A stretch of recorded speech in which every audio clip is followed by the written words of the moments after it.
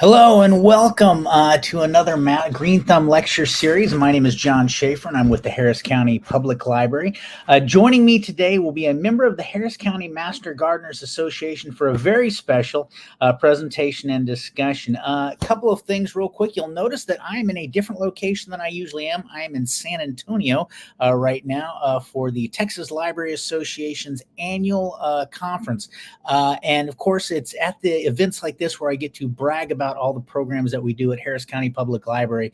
And one of the number one things we always talk about is the Master Gardeners Green Thumb program. And I just want to say thank you to all the people watching this because you guys are the reason we have tremendous numbers. It's a great program, and you guys keep coming back and all of your comments and questions.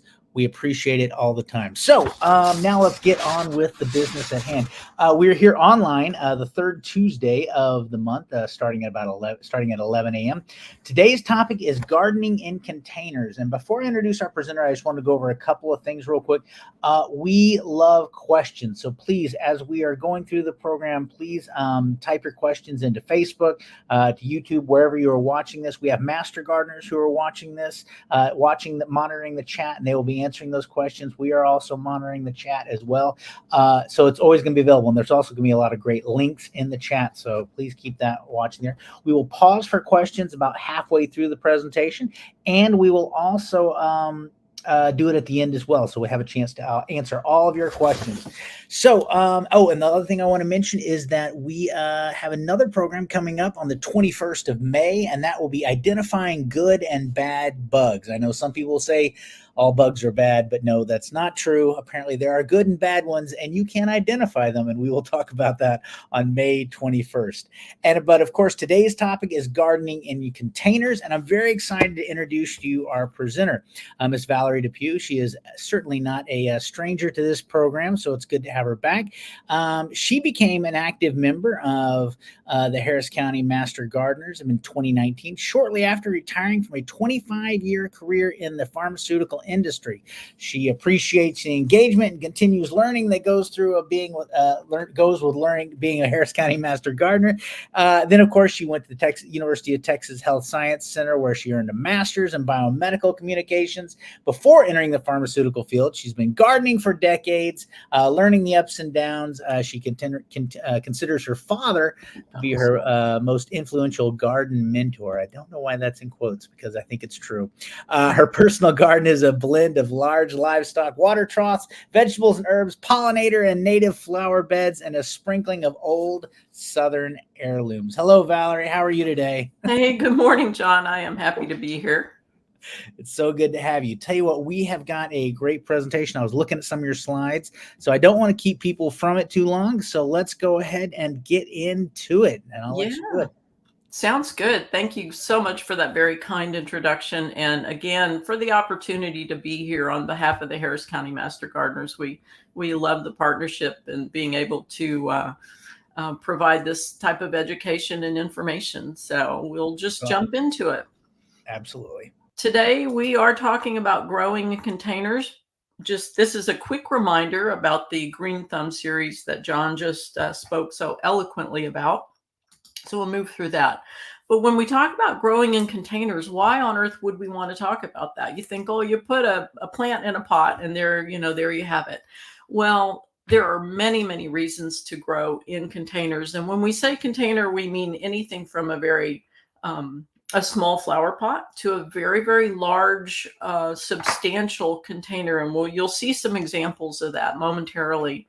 But there are advantages and disadvantages of growing in containers. We're going to focus on the type of pot, the soil, which is the foundation, and then your plants, the plants that you choose, and also a little bit about arranging them and that sort of thing. So why would you do this? Well, society changes. There's been a great love of gardening that I think during the pandemic and then subsequently, many people found that gardening is a wonderful, wonderful hobby. But many of us live in small spaces, whether it's an apartment balcony, a townhouse patio, your front doorstep. There are so many ways that you can garden even in a very, very small space. So that's what we're going to talk about. Another good reason especially in Houston for growing in containers, is that you can manage your soil, and we're going to talk about how important that is momentarily. But you can eliminate a lot of the problems that might uh, really plague your plants if you have poor soil or soil-borne diseases. So we're going to talk about why that in a container you can help to eliminate those issues. And also light, because in most areas, I know in my backyard, the light certainly changes from the cool season to the warm season. And it's easier to move your plants around so that they can receive the light that they need, or in the summer, you can provide shade for them. So, just a few reasons. I would say container gardening as people age is really, really important. And I often tell this story about, John mentioned that my dad is, my great garden mentor, but even at the age of 102, he was gardening with boxes that looked similar to these because he could be mobile around them. He didn't have to bend over. It was easy, and he was still growing his tomatoes. So just think about that. Mobility is a big issue, and it's much safer in these situations to garden in a raised bed. Just one option. Another factor is that when we think about what we can grow in an area, we have to think about our hardiness zone. And you can find information on that. There should be probably a link in the chat box at some point about the hardiness zones. I'll tell you, they've changed. Since 2012, our general growing zone has gotten warmer according to the measurements that are taken, and these are average winter temperatures. And so consequently, our growing zone has kind of moved north. The warmer zone has moved north. So it's something to think about. If you grow in containers, you can manage that a little bit better, like I said, by regulating temperature, moving your plants into the shade if they get too hot, providing an adequate amount of water because summer is brutal. So just another thing to consider. Now, when you grow in containers, again, like I said, what is a container? It's pretty much anything you can put a plant in, anything from an old shoe. We've seen a lot of old boots, and we'll talk about some interesting examples momentarily, but it really does help, whatever you do grow in, to have holes in the bottom. You can grow in things that don't have holes. That's really not a good idea. That would require something a little bit different. We'll talk about that as well. But pretty much anything can be used as a container. When it comes to pots, I know if you go to like a big box store, a large nursery, you're going to see so many choices. So you want to consider the look that you want in your area if you want to stay with a consistent type of pot, a consistent color scheme, but also the material, because the material choices are really very important. Now, big concrete planters look fabulous. They're a bit more formal. They look very elegant. They can be affordable. Obviously, they're fairly windproof, which is great, but they can also be extremely heavy, not as easy to move. And you just want to make sure that if you do buy these, and you can make them yourself. If you make them yourself, the concrete has to be very cured. If you're buying it, it's probably just fine, ready to go. But concrete is a good material. It's just very, very heavy. Now, fiberglass, you see quite a bit. It's widely available. I tend to think, honestly, of fiberglass as more of an interior container because the finish will dull if it's exposed to the elements. So it's great. It's lightweight, very durable, but it does, I think, much better serve as a houseplant container.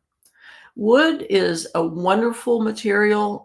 We all think of the half barrels here. These are great for either a mass planting or vegetable planting, things like that. They do hold temperatures very well. It's got, a certain look to it, kind of a rustic look, which is great if that's what you want. But they also, again, can be very heavy, and they can eventually rot over time. It takes a long time for a good heavy barrel to do that, though.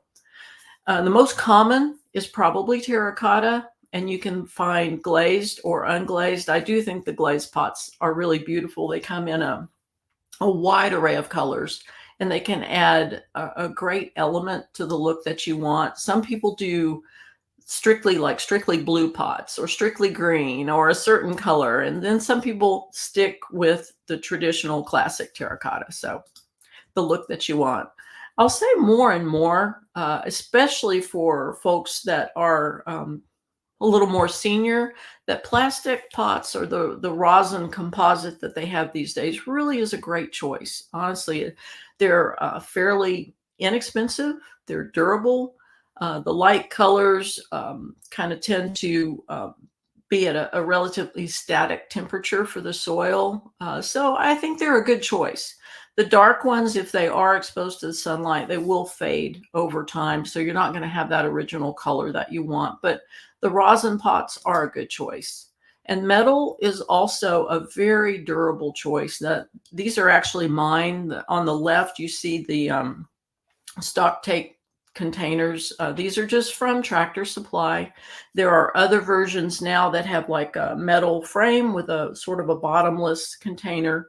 But these I actually had for horses. And so we drilled holes in the bottom and they make great containers. Whereas the one on the right-hand side was a galvanized bucket that I had.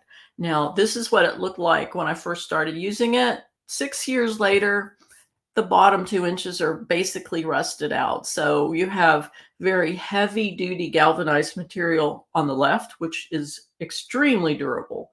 And on the right, a lightweight galvanized material that probably is not going to last that long, but it looks nice when it does, So again, metal can be expensive.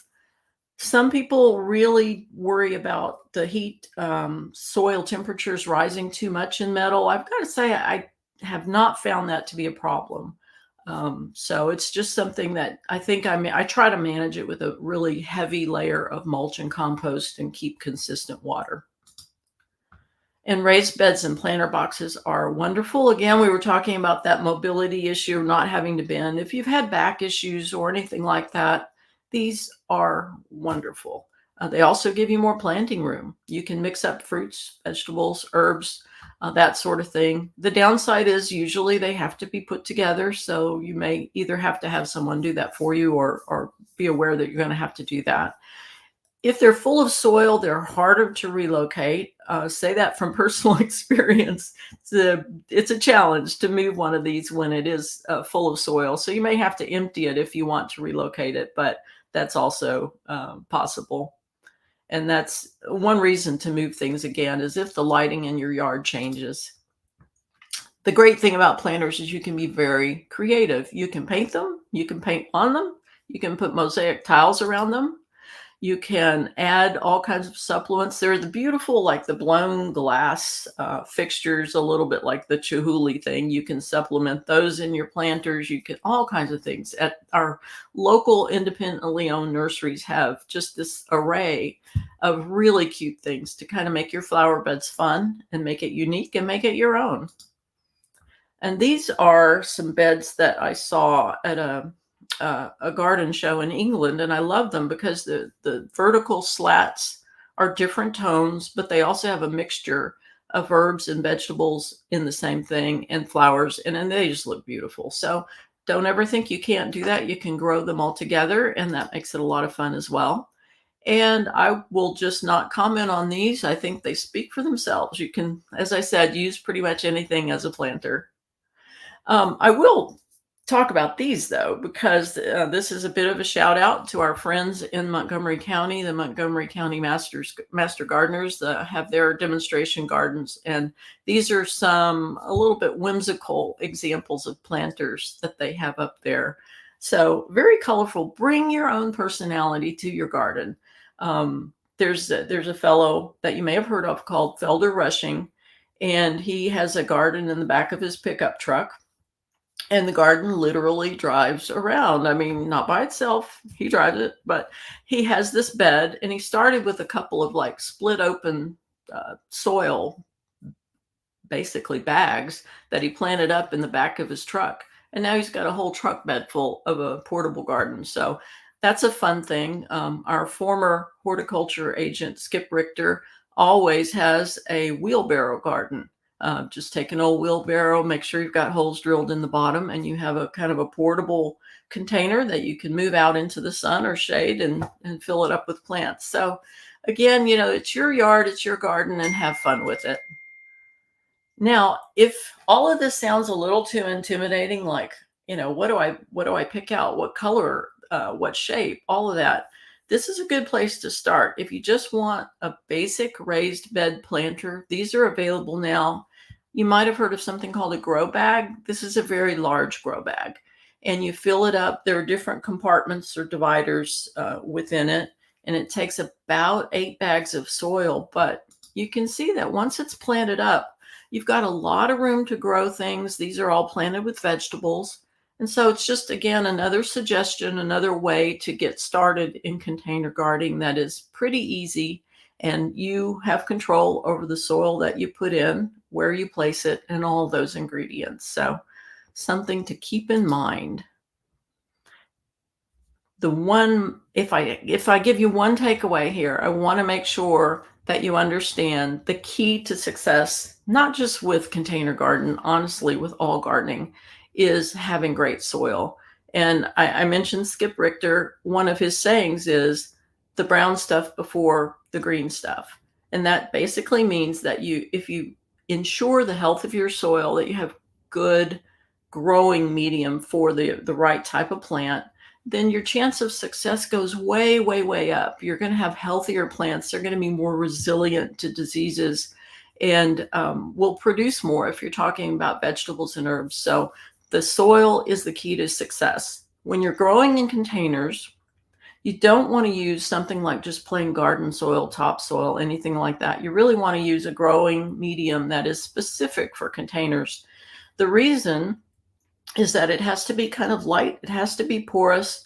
It has to allow water and fertilizer and oxygen to move down to the plant roots. They're going to be stronger that way. They're going to be healthier. Consequently, your plants are going to be healthier. So there are many, many kinds of growing medium, container mixes, potting soil. You may see different terms for them. They don't actually contain soil, garden dirt. They contain a mixture, usually of organic materials. So that can be peat moss, it can be coconut coir, it can be vermiculite or perlite. These are different substrates. As well as maybe a little bit of sand, some shredded bark, may have compost added in. So I prefer organic mixes whenever possible. That's a personal choice. And I think that if you have good organic material that can help to generate some microorganisms in your plants, will be stronger for that. So key to success is soil. We're going to talk now about plants and planting, but we'll just stop here because that was a lot to unpack. We may have a few questions. Got a few questions. I got to start off selfishly right off with my question. So when I first wanted to try, container gardening, I didn't, I was kind of broke and I didn't have much money, but we had some lumber sitting around. And so I built a couple of just basic boxes out of like construction grade lumber. And they lasted for, they were great, and they lasted for maybe 2 years in Houston in the humidity before they rotted out and were just unusable. I really liked, though, I kind of got better at woodworking along the way, and I was able to I wanted to make some hexagon planters, and I did that. I got excited, and I used, this time thinking how smart I was, pressure treated lumber. So my question is, now I've heard different things from different people on this. One that I've heard is that, it's okay to use pressure treated lumber now for planting or for raised beds because they no longer use the really harsh chemicals that they once used, like formaldehyde or whatever the case may be. I've also heard the opposite, that is not true. So please enlighten me on your thoughts. And should I not be growing my tomatoes in pressure treated pots? Yeah, that is a controversy still.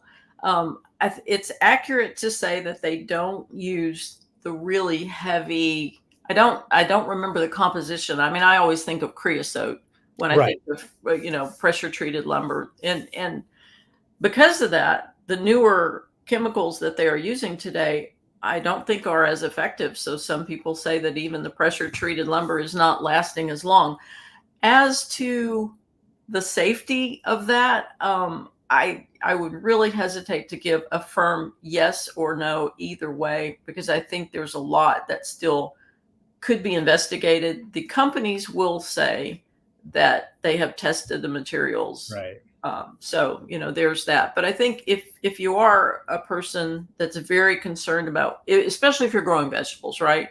If Right. you're really concerned about what's in your food or what could potentially leach into the soil, then I think the answer would be to stay away from anything that is treated in that way, because there's a lot that we just don't know. Right. So, So if the tomato is actually talking to me and seems to have some sort of reaction, don't eat that one. Is that what you're saying? yeah, if it's jumping up and down and Other questions coming in, talking about more of the container is glass. Now, obviously, they worry about the risk of breaking, but clear glass. I know people like for Hmm. smaller planters. You can do those things now where you cut the top off of a jug or a wine bottle. Yeah. But I didn't know about with the clear glass. Would it heat up the soil too much, or is glass an option? Glass is an option, as well as pottery. We didn't really talk about that. I have a lot of old, really large mustard jars that are just pottery jars. We just drill holes in the bottom, and those Right. are great. Glass is fine as long as there is a drainage option, but I would be hesitant to use it very much outside. Right. Okay. Yeah. And the other question before we get going on is bugs. Of course, next month you'll have to stay tuned next month for the good and the bad bugs. But I can tell you right now that there's some bugs that I definitely do not want in my garden. Of course, that would be cockroaches. And I worry sometimes. Like I remember in my raised beds, the wooden ones, the ones farthest away from the house, did get some. As I was digging, I was like, "Hey, those guys aren't supposed to be there." Any tips on how to keep those down? Well, they're just doing their job. So that's really interesting. In general, the soil cockroaches that you see outside are not the same ones that bother us so much when they come indoors. They tend to want to stay out there and break down organic material anyway. That's kind of their habitat. So I wouldn't worry too much about that. But I think when you're talking about bringing things closer to the house or even inside the house, you certainly have a risk of inside, maybe like fungus gnats, soil gnats, things like that, which can be annoying. But all of the same pest risks that we all face apply to containers. So whether it's something, looking for aphids or looking for spider mites, just, the list goes on. We always look to the same standard as master gardeners, and it's something called integrated pest management. It's basically using the least harmful intervention first, and then Right. going up a scale in terms of toxicity with pesticides last. Because we always say anytime you apply a pesticide, first of all, you have to apply it strictly according to the product label. Right. And then secondly, it would be the choice of last resort. So there are a lot of other interventions along the way, as hand pickings, knocking pests off into soapy water, things like that. Well, I will try not to prejudge the roaches that are there in the end. Like I will assume that they are the good ones out Yeah, there doing their job next time I see them. it's a hard adjustment. We've all been there. It's difficult. Well, tell you what, I look forward to the rest of it. We'll come back again. We'll ask more questions at the end of the program, but I'll let you get back to it. Thank you so much, Valerie. Oh, thank you.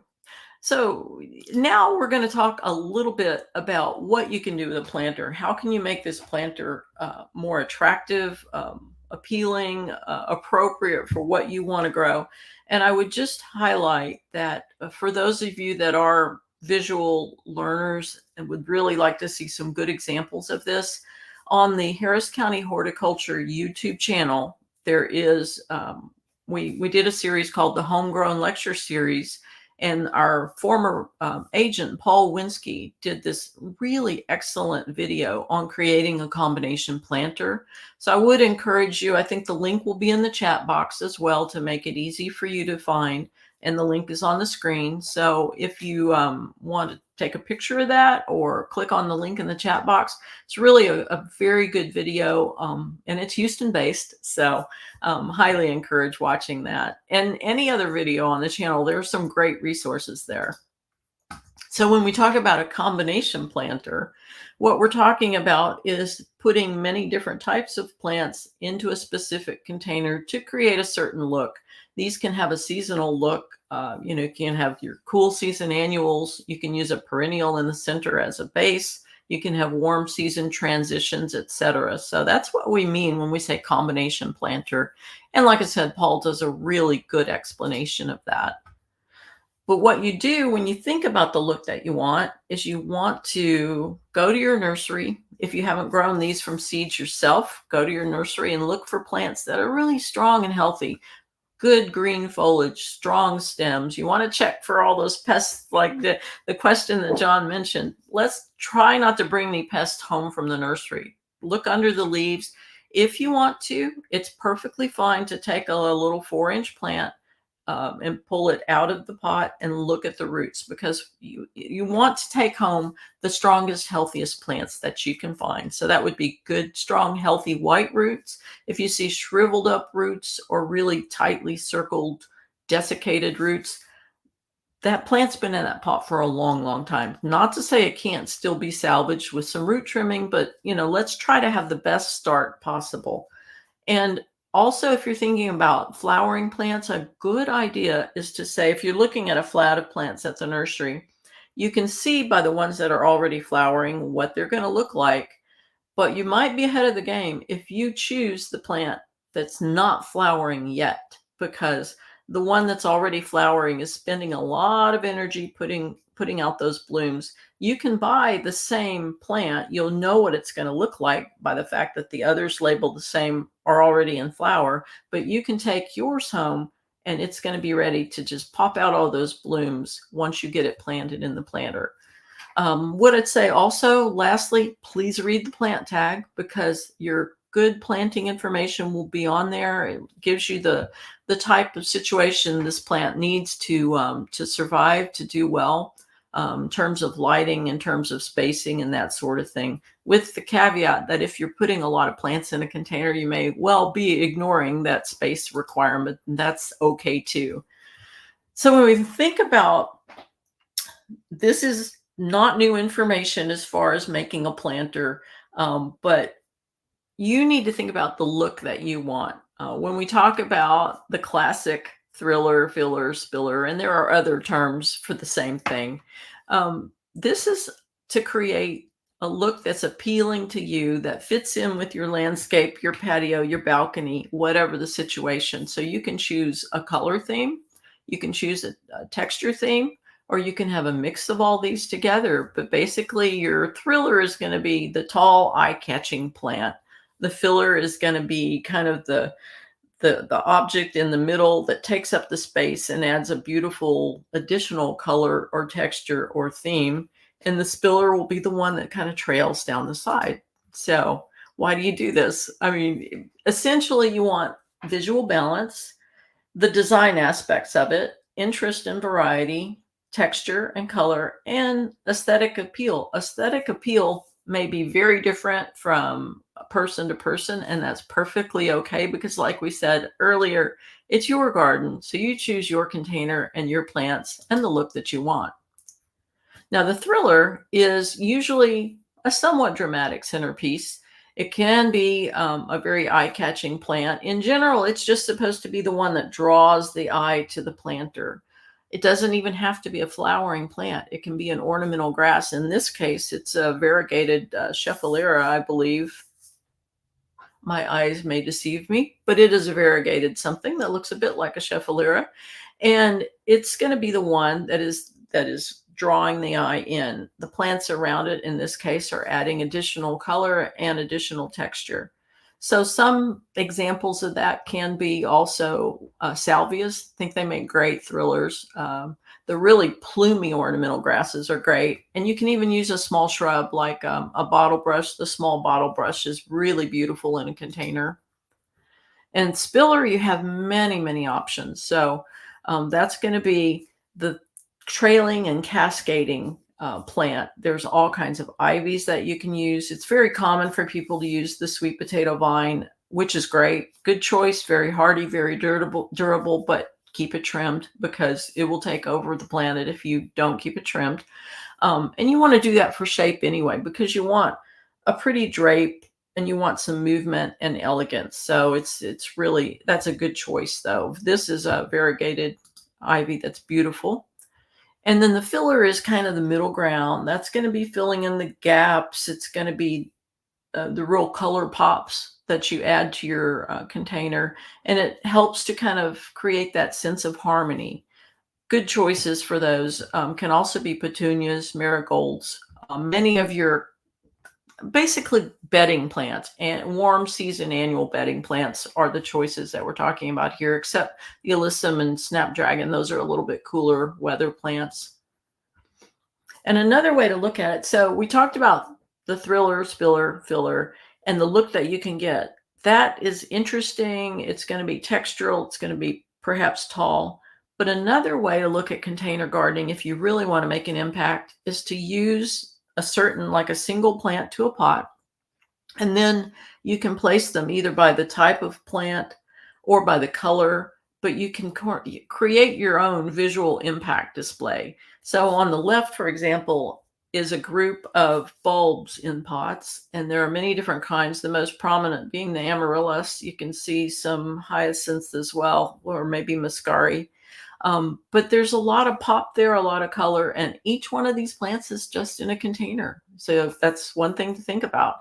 Whereas on the right, we have more of a consistent color theme with the hydrangea and additional plants as well. So you have color in the watering can, in the bloom, and in some of the pots. So you, again, make, your choice. If you love the color pink, there are so many beautiful colors that you can group together and have a really vivid pink display. And if you want to emphasize a single plant, that's okay too. I love the look on the left of the hydrangea, single in a pot, which is beautiful. And on the right, much more modern and minimalistic is the look of an ornamental grass in, basically an earth colored pot to mimic the same color. And I think that look has a powerful punch. Now, many people will look at that and go, it looks like a weed in a pot. That's okay too. That just says the difference in personal preferences. That's why we always say, you choose what you like.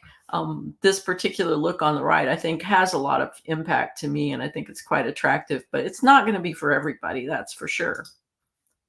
But the great thing about all of this, and I use this example because I've known so many people that lived in townhouses and had spectacular pollinator gardens, but every bit of it was in a container. And you can do that. You can plant perennials, you can plant small shrubs, you can plant so many different things that grouped together are a garden. So you're not limited by your space at all. You can have a pollinator garden, a wildlife habitat, and on and on and on. I would suggest that you try to use some risers and stagger some of the heights and shapes to sort of make a little bit more visual interest. But truly, you can have a very powerful garden by massing together different types of planters. I don't want to leave out hanging baskets because I think they add a lot. I've got a pergola in the back, and if there were more space on it, I probably have more hanging baskets, but I really love them. I think it's a different element. You would tend to plant these up more obviously with either a filler or a spiller or maybe both. Sometimes when I'm super lazy, I will just literally take like a handful of nasturtium seeds early in the year and put those in a hanging basket, and voila, in a couple of probably 2 months, I've got a beautiful hanging basket full of nasturtiums just spilling over the sides. And that would be kind of, minimal, low effort gardening, but it does make a great display. So what's important when you have a hanging basket, you have to be, think about it. We're in Houston. You have to be prepared to water it frequently or use drip, and that can be done. You can set up a drip system that would feed into your hanging baskets. You want to use the deepest basket possible, because the more soil, the more potential to retain water, which the plant will require in the heat of summer. Also, a good quality liner. Typically, those are either that kind of coir liner, the brownish material, or fabric. And there are some plastic liners that will hold water as well. Those can be helpful in the summer, just with the caveat that you have to be careful that they don't stay soggy, because then you can lose your plants from too much water, which is an irony in a hanging basket. But they're very, very versatile, as are wall planters. Same rules apply here. Good liner, be prepared to water it frequently, and use the deepest planter possible. But these, of course, can be very vivid here in the spring and very vivid in the fall, and a little bit harder to keep going in the summer because it's just a challenge with the heat that we have. But it's certainly not impossible if you can maintain your water source consistently and have a good deep basket. Can be done. And I want to transition here into growing vegetables in containers, because to be honest, you can grow an incredible harvest just in containers. I've known so many people to do this. They didn't want, for example, to put the whole backyard kind of under the till and dig rows and that sort of thing. So side yards have become full of vegetable containers. It's just a good way to do it if you want to manage your space.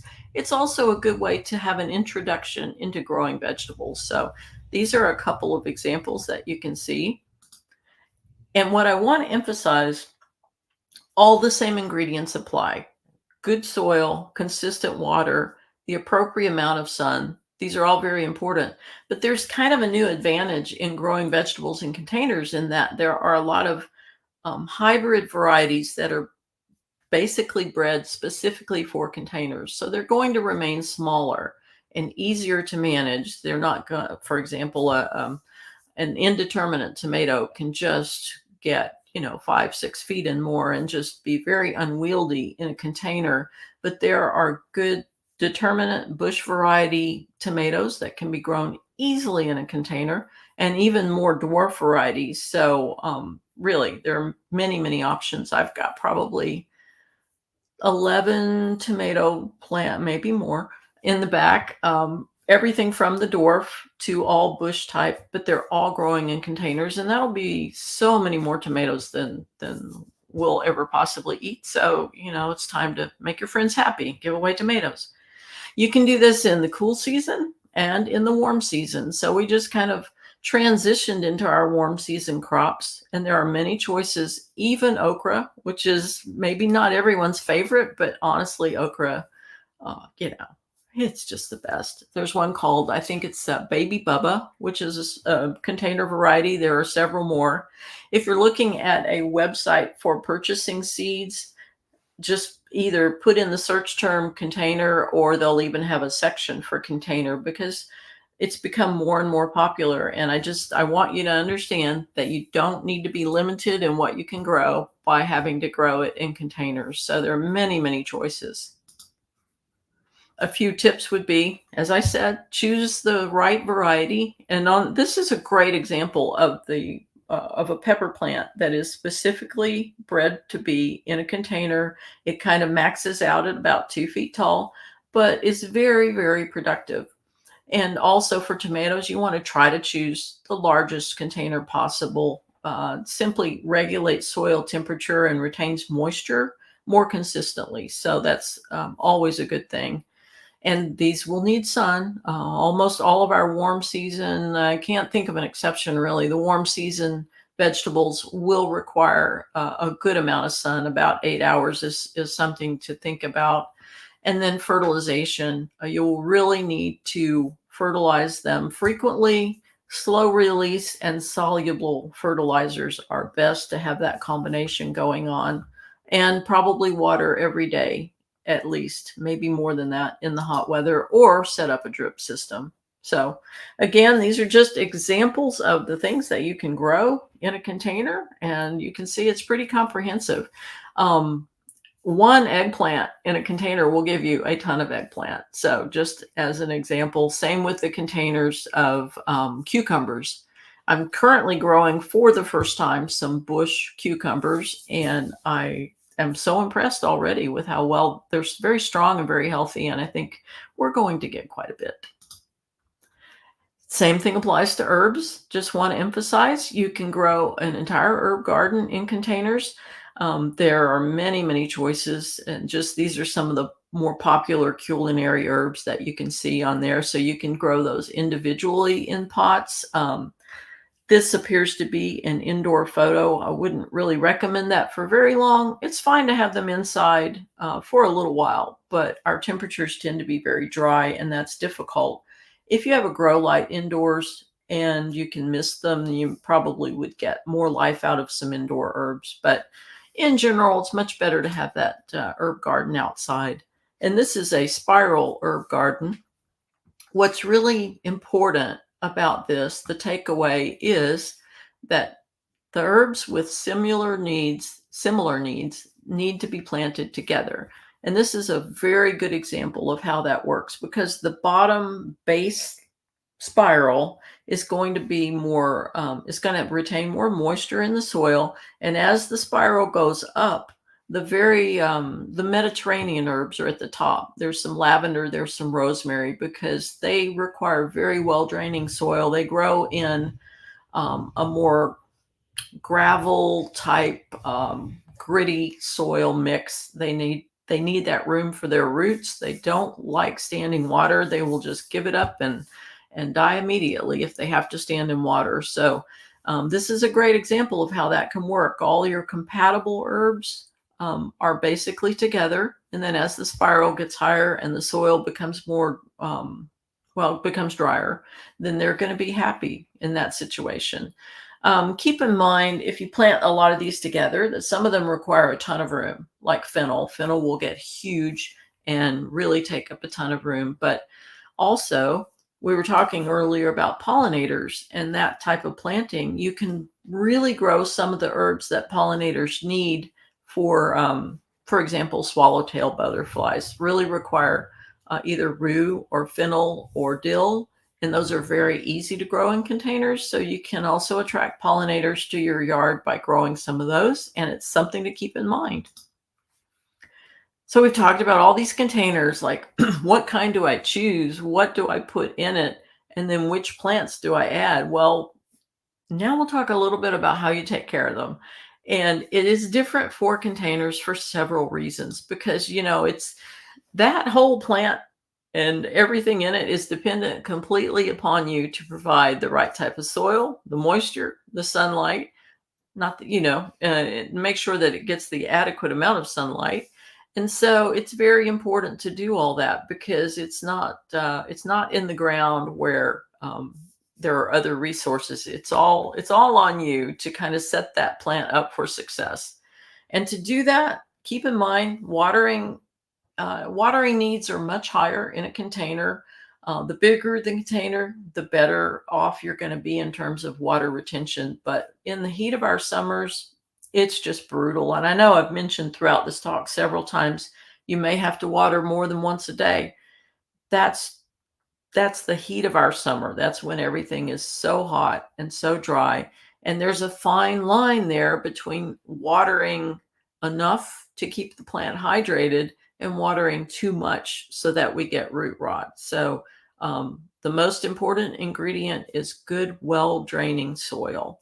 A good way to do that, I would always say too, don't water the plant, water the soil. Water at the base of the plant where it meets the soil in the container, and get that good and saturated. It's much better to soak the plant, have it drain out the bottom, and then let it dry out a little bit, because that will ensure that you can still get oxygen to the roots. So don't let plants sit in water.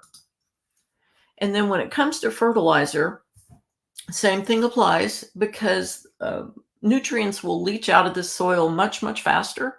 So it's important to keep them well fed. A good, consistent, slow release fertilizer is a great way to go. Those can be synthetic, they can be organic. But the most important thing here is that we have consistent nutrient release, which will help your plant enormously. And then for boosts or for rapid uptake, you can use the types of plant foods that dissolve in water. And again, those can be either synthetic or organic, but they will, what happens when you use a water soluble fertilizer is the plant can grab it quickly. The roots, the little fibrous hairs on the roots can take up those nutrients very fast because it's in the type of form that is readily available for them. So that's why you often see a good boost when you use a water soluble fertilizer, either organic or synthetic. And I would say if you are using a slow release fertilizer in your pot or container that is organic, try to add compost to that, because the to create the healthy microorganisms, you're going to need organic matter. So the fertilizer alone is a very good product, but you need some organic matter for it to kind of have that magic happen in terms of microbial activity. So try to add some organic compost whenever possible. My go-tos, and I think we talk about this a lot, fish emulsion and compost will make a big difference in the healthier plants. When it comes to fertilizers, like we talked earlier about pesticides, fertilizer is the same way. Read the label and apply it specifically according to the package instructions, because it's easy to think, well, I put a little bit of that on there and it looked pretty good. If I put a lot more, it may do better. And there's a good chance that it won't. So the reason is all of these products have been tested for application rates and amounts and things like that. So just, read the label and apply it according to what they recommend. It's definitely the best way to go. And there is an old saying that the best care is the gardener's shadow. And what does that mean? That just means go out, wander around, take a good look at your plants, look at the leaves, see if there's any change, and are there any spots, or are leaves falling off, or is there anything strange going on? Just take a look, make sure you monitor, because what we want to do is catch problems before they begin. And also, in general, if you've got a good healthy pot, you probably won't have a lot of weeding to do, but then all of a sudden you'll go out and there'll be weeds sprouting up all around it. So it's to minimize the work, make sure that you pluck out anything else that is not wanted in there. And sometimes what we call weeds can turn out to be pretty attractive plants. But the problem is, if it's in a pot, it's going to be taking nutrients away from the plants that you want to grow. So make sure that you clean them out frequently. Repeated doses of fertilizer and compost is a good thing. Making sure that your water is where it needs to be, consistently moist for most things. Some plants need deadheading, which is basically just cutting off the flowers that have already bloomed, because that way it generates new growth, generates more bloom. So that's a nice thing. And then sometimes some plants will require a little bit of pruning for shape or for bloom, or just for their health. So keep an eye out for pests and diseases and anything that might be wrong. And if you can get ahead of it, that's a really good, helpful tip. So we're pretty much at the end here. When we think about container gardening, there's absolutely no reason you can't be successful with it.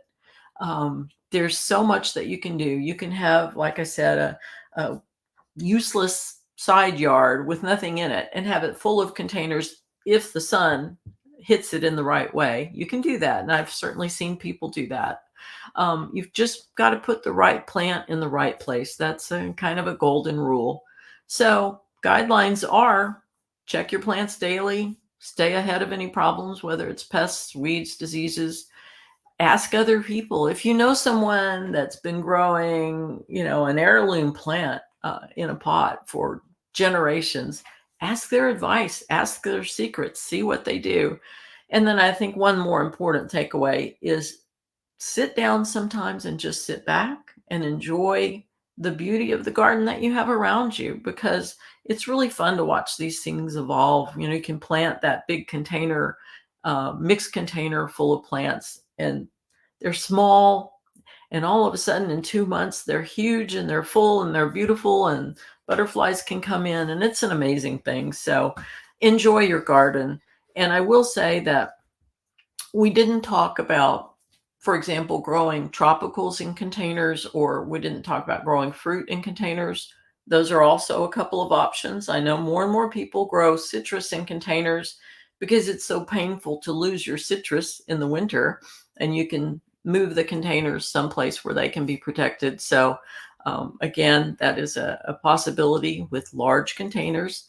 And then something like plumeria, yeah, those are just perfect for containers. You can bring them inside in the winter, protect them, and then bring them back out, and other tropicals it applies. So container gardening is flexible, which is one of the things I like about it. Another thing that I do with it is that when I find a new plant at the nursery, which like never happens except many times a week, then I'll take that plant home and I'll put it in containers, and then I'll just watch it and see how it's doing, what the growth rate of it is, the health of it, that sort of thing. So it's a holding area, and it's also something beautiful to, especially with new perennials. I'll do that quite often. So that's another tip as well. But I think we are pretty much at the end. And here are some additional resources for everyone at the Master Gardener website, which is probably in the chat box. We have our Urban Dirt newsletter, notices of plant sales. We also have the Ask a Master Gardener online. You can submit a question and photos for a specific problem, and many others. And we have a plant sale going on right now as well. So yeah, good to know. There's one, the perennial and pepper sale, which is this weekend, but online orders are open right now. And then we have a vegetable, herb, and flower sale coming up Saturday, the 27th. And our demonstration gardens down in Pasadena. So that is it. That's what we have. Wow. So many questions coming up here, Valerie. First off, I want to throw in the link for a survey, and that might be in your the comment section as well. Please go ahead and fill that out. If you're watching that, you can maybe cut and paste that in your into your browser when you get the chance. Okay, some questions for you.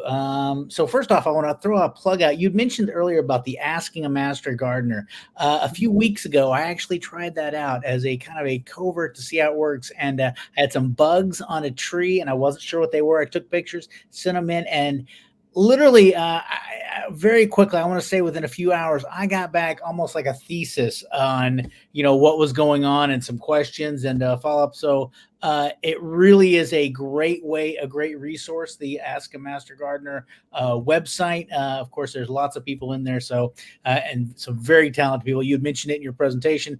Asking somebody who's already done this, chances are the Master Gardeners have already done or seen most of the things you're going to run into. So plug on that. Okay, let me get into some questions here real quick.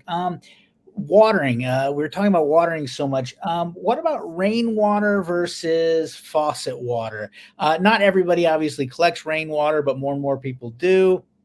Your thoughts on the benefits or the downsides of that? Oh, totally rainwater, 100%, if you possibly can. It's at the perfect pH for plants. And just the boost. I mean, you can literally take two plants in a container side by side and water one with exclusive rainwater, the other with tap water, and you will see a difference. It's really quite substantial, but we don't all have access to rainwater or rainwater collection. So the second best thing to do is to fill up a container or watering can or whatever you have and let that sit outside or open top for about 24 hours. And you'll have a lot of chemical dispersal with the chlorine. And so that also makes a big, big difference as well. So I do recommend that. But yeah, rainwater, if you possibly can. It's not, those systems can be complicated. Many people may not have the room, but if at all possible, it's so important to conserve rainwater and to use it in our gardens. And that helps on so many levels. Great. And I love the tip about it, putting it in a watering can. Like you can, fill the water up in a watering can, leave it on your your porch or patio. Then the next day go out and water it. Then the next day go fill it up right then, and then leave it out there so you can kind of give yourself a 24-hour cycle, and you're still watering every day if you need to. Just fill up the can, after you're done watering. Great. Now, also about watering, and I know you say, I hear this expression, water the soil, not the plant. Sometimes though, it just seems like those leaves just look so droopy in the summer, and they just want to drink of water. If you are going to, let's say you have the spray, the mister on your hose, is there a certain time of the day that's better to get the leaves wet and water the plant versus the soil, or is that? Well, there's a lot in your question. So, and first off, I will say that I am one of those people that when I see the plants droopy like that, I immediately, that my first instinct is to want to water it. But typically when plants wilt like that, it's a protection mechanism that they have. So they're not all like on the way out because they're wilting. They'll wilt in the heat of the summer as a defense. So that helps them retain the water that they do have. So for some plants like that, if you watch them later in the evening or look at them first thing in the morning, and if they're all perked up and they look strong and healthy and upright, then that's probably what was going on with that plant. Not to say that it's not going to need water at a certain point. But anyway, so to your other, about the misting, in general, there's not really a great reason to mist, but by the same token, we have to be realistic here and think, well, our plants get rained on or they get watered by the sprinklers. Even though I hand water my plants at the base, the sprinkler water still hits them because the lawn needs to be watered. And so it's the ideal, but it's not always the practical way to go about it. But, there's some good evidence that if you water leaves, say with a seaweed emulsion, for example, or something like that, they have little stoma, the little leaves, they have stoma on the bottom that can take in moisture and they can take in nutrients. So it's not all bad to water the leaves. But if you're talking about things like closely planted plants or plants in a vegetable garden, a lot of times that our big concern is the additional moisture can be a real safe harbor for fungal diseases and bacteria. And so air circulation is really, really important. I mean, if you water the leaves and there's good air circulation and everything dries out, it's probably going to be just fine. Okay. All right. Good to know. Switching gears a little bit here. I think I might know the answer to this one. We had a question coming about if you're going to be planting, looking for herbs that can last multi-year, keep going, in the flower bed. You have some more recommendations of like some that are a little hardier, maybe will keep their taste and medicinal values for more than just a season. Yeah, so basically perennial herbs. Right. Those are going to be the more woody herbs. I hesitate. Rosemary being that category? Rosemary would be the first one. Right. Lavender is another. Lavender can be really problematic in Houston. Not impossible, but problematic. I've got some in my yard now that's on its third year, but I usually lose it before then, which is just because we can't control the humidity, and lavender doesn't like hot, humid weather, and it loves really well draining soil. So I've got the well draining soil now, but I have no control over the heat and humidity. It's it's on its own. I just gave it a good spot and we'll see what happens. But perennial herbs like rosemary, like lavender, like oregano is another good one. You can grow oregano. It's a woody perennial. It trails. It's very cold hardy. Will come back after many freezes. I've got some that's 5 years in a pot now, and you know what it's been through in the winter because it's outside. We've had a few rough years. Yeah, and so it takes the heat and it takes the cold. Doesn't look good in the winter, but it does come back. Okay. Oh, there you go. There you go. And last one, not so much a question, just or maybe a suggestion on your part. Yeah. I'd never heard the filler, thriller, spiller. I love that. Kind of sounds like different types of movies you're gonna see, True. all different kinds. Um, but it struck me that there's so much art and architecture to the plant arrangement, and clearly this is not something that's a new field. It's been around. Flower arrangement, art. The art. Landscape architecture. If you are interested in this and you are new to this, maybe a place to start you would recommend, or if so, into the arrangement of, or the choice of, or from just because you look at some of these pictures and you're Yeah. going, they just look gorgeous. Then I look out my backyard, I'm like, not so much sometimes. Well, I feel your pain because I'm not a garden designer. I'm not a landscape architect. I just like to grow things. So I feel that I personally don't have that real flair for it like a lot of people do. I can put something together that ultimately will look nice, but it's not nearly the level that some people have. I would say, well, first of all, that video that Paul Winsky put together Okay. is really, really good. That's a great place to start because he talks about the combinations of plants that work Okay. well together and then how they mature into a really attractive planting. And then I would say, once you're aware of that, look around because, for example, some like commercial shopping centers, Disney is the master. Sure. See what they've put together because the people that really know how to do that have this incredible artistic talent for putting together the right colors, the right textures, the plants that will play well together in terms of their survival. And yeah, keep your eyes open. There are a lot of great online resources as well. So let me just make sure I'm hearing you correctly. You're saying steal the Yeah. ideas. Well, I'll give you an example. I went There's to no copyright on it, is it? There's If no you copyright. No, I went to Charleston, maybe 5 years ago.